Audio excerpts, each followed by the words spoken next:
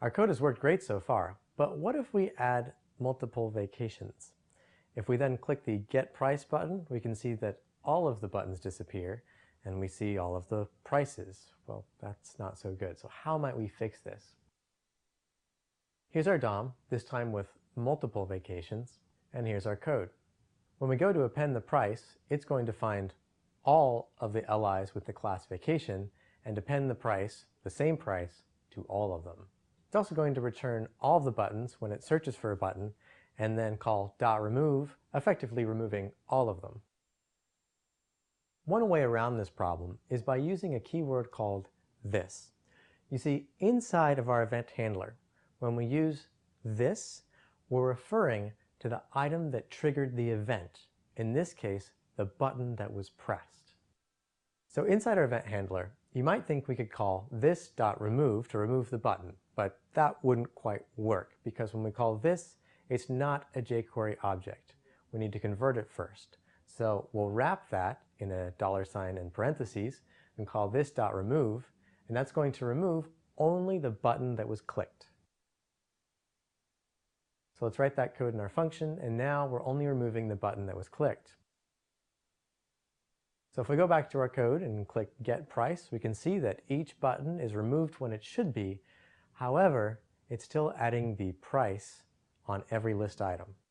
So how might we fix that?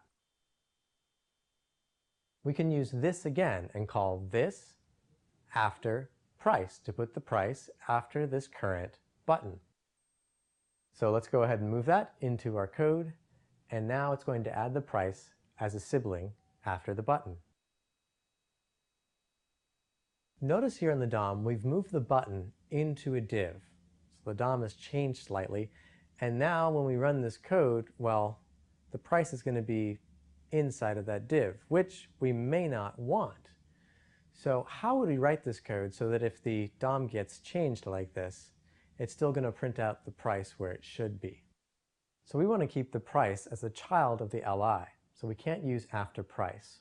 Well, one way we could solve this using traversing, we could call parent.parent.append, which would seem to put it in the right place, but again, it would break if we changed the DOM. We could also find parents to find the vacation class above the current button, and then append price onto it. But this doesn't work because it could return multiple vacations. The best way to solve this problem is to use .closest and then send in .vacation. What this is going to do is walk up the DOM to find the ancestor with the class of vacation, and then append onto that the price node. It's also worth mentioning that closest is going to find 0 or 1 node when it searches for ancestors with the proper class, whereas parents is going to search for all of the ancestors with the proper class. So let's go ahead and put this line of code back up into our event handler.